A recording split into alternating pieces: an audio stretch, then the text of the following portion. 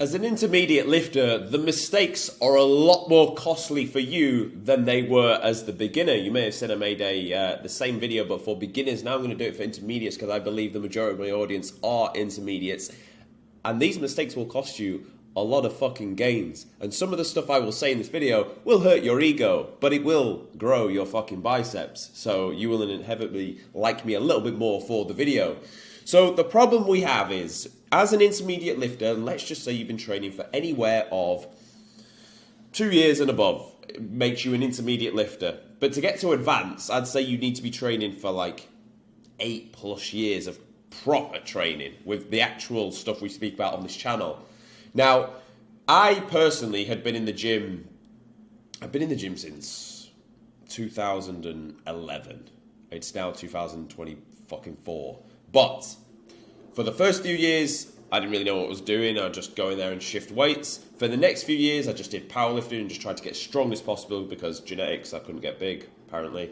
Then I actually started to understand nutrition and training. And then from, let's say, 2020 to now, that's where the bulk of my gains really came from and where I actually was able to bulk up from.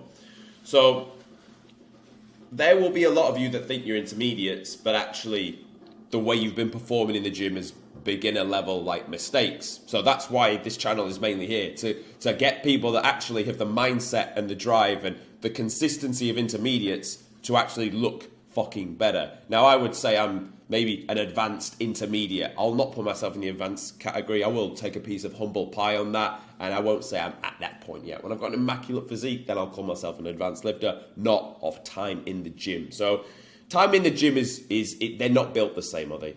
If you follow everything on this channel and train versus if you don't follow everything on this channel and just do what you were doing before and train, you're not going to have the same workouts. Because when I give you the knowledge, you're like, oh shit, yeah, this makes sense now. Like, I can't not do that because I know it's the right thing. So, I know that kind of sounds egotistical of me to give you it like that, but it's fucking true because I've just learned it from the people that are the best, and then I synthesize it to you so you get that as well.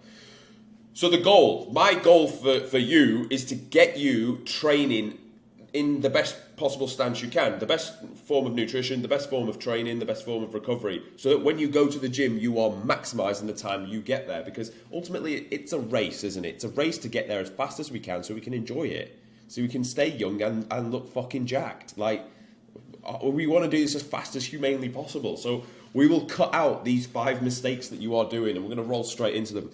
The first mistake that intermediate lifters make, because bearing in mind, you go to the gym now, you understand what exercise trains what muscle group, and then you chase feeling. That is one of the biggest mistakes the intermediate lifter will chase, is feeling.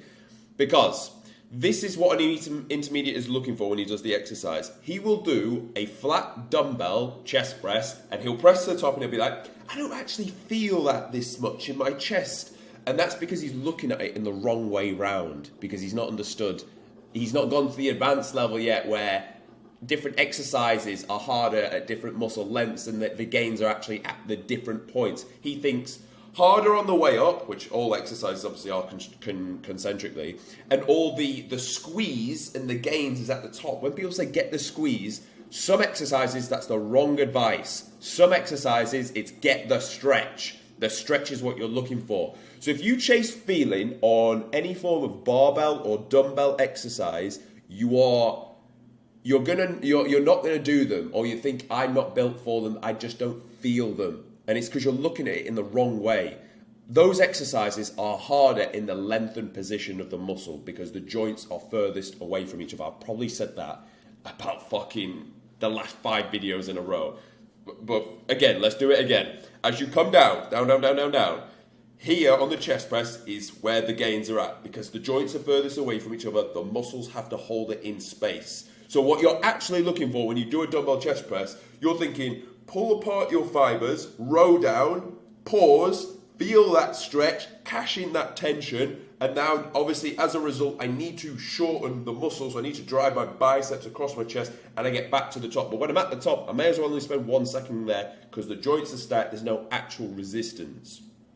So when you're chasing feeling, just understand where the movement is hardest and where you should feel it. I'm not saying do exercises and you can't fucking feel it, so just keep doing them. I'm not saying that at all.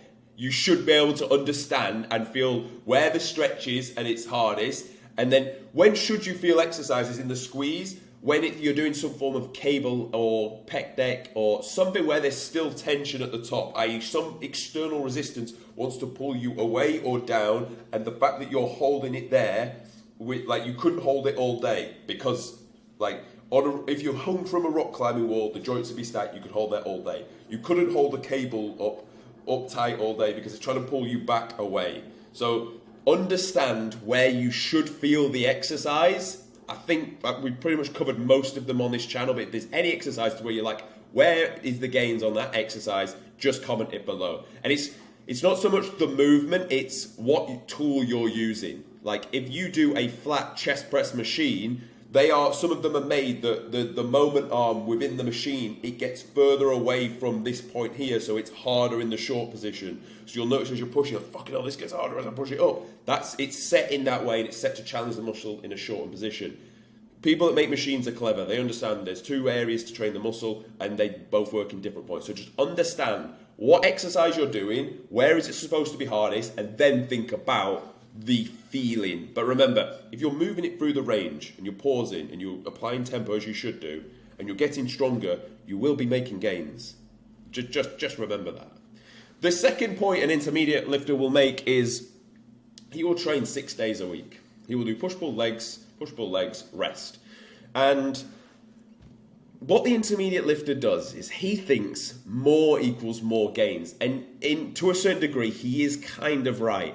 But I know people that train 6 days a week, if you watch the last video on not all sets are created equal, he is not training 6 days a week with all fucking sets to all out war like we spoke about. He's just getting a lot of volume in.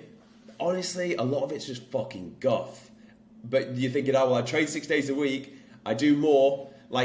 That's not going to get you more gains. I'm not saying train 3 days a week full body. I'm not saying that, mate. I train 5. That seems to be the sweet spot. But where I'm going with a 5 versus a 6, and there's only subtle differences, you could blast it for 3 days. You could toast up your full body, and then you have a fucking rest day. An active recovery day. We're not going to rest. We're not fucking complete bitches. And then you do another 2 days, and then you have another active recovery day. Now, I'm not saying take complete rest days. You should still do your steps. You may still do your cardio on those days because, to be honest, even if you're in a gaining phase, get your fucking cardio done. Keep your heart healthy, for fuck's sake. Do you want to die? But training 6 days a week, it's honestly just not really needed. Unless your sessions are 30 minutes a piece and you just go in and toast a small amount and then get out, maybe. But you honestly just don't need to be trained. And this is where I'm going with this. Like the chasing the feeling, people that train 6 days a week, their mindset is just do more, just volume, just more, but just reps, and that's not going to move the needle. So that's why I would say if you train properly, 5 days is honestly enough. You don't need to do 6. The next, and this kind of goes hand in hand, more food equals more gains. That's the next mistake of an intermediate lifter because he thinks, right, well, you need to be in a calorie surplus. And all he thinks is fucking calorie surplus, so he's shuttling fucking olive oil over his meals just to make sure he hits 4,000 calories because the calorie surplus is what's going to help him grow. It's not. So we need to dial it back and think objectively. Right, we need to go on that gym floor and we need to do needle-moving hard fucking sets. Okay. So now we know we can't train 6 days a week because we'd just fucking die because cortisol will be so fucking high from all the stress we put through our body. It needs to be create a serious response that's never had before, recover and repeat. The same needs to go for food. We need to be in a surplus, fine, but it needs to be a gradual surplus that's going to support what we're doing on the gym floor. I will say this a million times and I'll keep saying it. Food is a tool.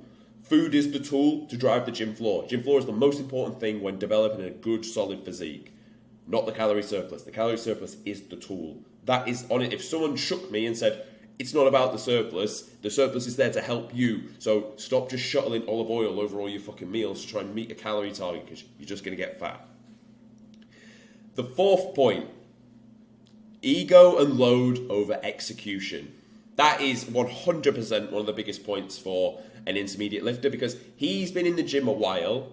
So if he's going back and lifting the 27s on a chest press, that's going to damage his ego. because he's been in the gym for 10 fucking years. So he's not going to be able to accept that actually he should be lifting the 20, there's no 27s, 27.5, over the fact he's lifting 35s, but he's lifting them pretty fucking guff, pretty fast, range of motion's not really that good.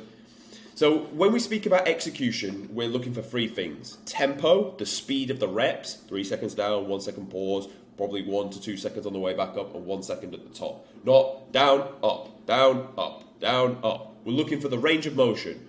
Take that muscle, stretch it as far as it will fucking go safely, and keep intention on that muscle. So we know if we chest press, there is a point where like, keep going, keep going, keep going. There's good. Here, right shoulder now. Now it's on the delt. Stop just above that point at that point. Do that for every single muscle group and every single exercise. You'll make a lot more gains than the person that is just half going down and half going back up, because to be honest, the load is just too fucking heavy for him. So you've got range of motion, intensity, tempo. Then we're thinking about the arm path. Is that correct? Are we actually stretching? Are we bringing the origin insertion back together? Or are we just fucking moving load from A to B in a kind of likewise direction? Because again, that's what they'll do. They'll just move the load from A to B. And then you've got intensity. Are we training to failure? Now, they maybe are training to failure because the load is so heavy, but actually, their training to failure and your training to failure after you apply those tactics are not going to be the same. You will make more gains because you've had more time under tension, so your set is longer. The time the muscle has been put under tension is longer than theirs. You've taken it through a greater distance because your range of motion is inherently better. So they may toast out quicker. Oh, and as well, you've moved your arm in the correct space. So you've captured as many muscle fibers as you possibly could. Whereas they've just pressed the load from A to B because they don't want to hurt their ego. Honestly, it would and you'll notice if you do those three things, you're not going to be able to lift the same fucking weight that you can kind of lift for 5 or 6 reps with shit form. Of course you're not. But again, the gym, and going again, the gym is a tool. Remember, the food is a tool for the gym. The gym is a tool for what? Growing muscle. The goal is to grow muscle. The goal was not to just get good at lifting weights. I've done that. I've been a powerlifter. I've back squatted 195. Comment below if you want to see the fucking video posted. I've done it. It's all right, yeah, nice, cool. Oh, it's squat 195. Who gives a fuck? How do your quads look? I mean, luckily they're all right, but like, if you don't look like you could lift that weight, no one's gonna give a fuck, and you're not gonna be that happy anyway. The gym is a tool to grow muscle. The goal is not to just shift weight about in a gym for fucking an hour, although it's good for stress and all the rest of the bullshit. But if your goal is to develop your physique, the gym is a tool. Food is a tool for the gym. Sleep is and recovery is a tool for the gym to grow muscle. Remember that. Remember why we do this in the first place. Just zoom out for a second. The last thing I would say is, and this is fucking criminal. This is absolutely criminal. Hopefully none of you are doing this. Not tracking your data. Workouts, scale weight, photos, steps, cardio. Track all of those. Like you need to track your lifts in the gym. Fact. You need to track your scale weight. You need to take your photos. They're like non-negotiables. Just if you, at the very least, don't do these three, because you're not going to be able to make any solid decisions if you've not got any data to put your hands on and go off. Obviously, like that's like me saying, "Do you want to come on holiday with me fucking next week? Don't check your bank, just come." You wouldn't do it, would you? You would check and be like, I mean, you should probably know pretty much how much you got in your bank, but because you've already checked, actually, yeah. So of course you'd have checked it, and then you'd come with me. We'd have a fucking sick time, but. You need to track everything, because then you know, right, my numbers aren't going up in the gym. Okay, I'm probably ready for a bit more food. Or I've been in the deficit for so long and I don't know what's happening here. Can we fix it? Or my scale weight's not trending down and I'm supposed to be dieting. Okay, cool, you're probably ready to pull some food out. That's why we track all the data, so you can make decisions and get towards the goal faster in a smarter manner. So they're the 5 things that intermediate lifters are making. They're the 5 mistakes. Don't fucking make them anymore. Fix those, and that will streamline pretty much 90% of the gains to the way there. So I hope you found this video useful. If you did, subscribe to the channel, and I'll see you tomorrow.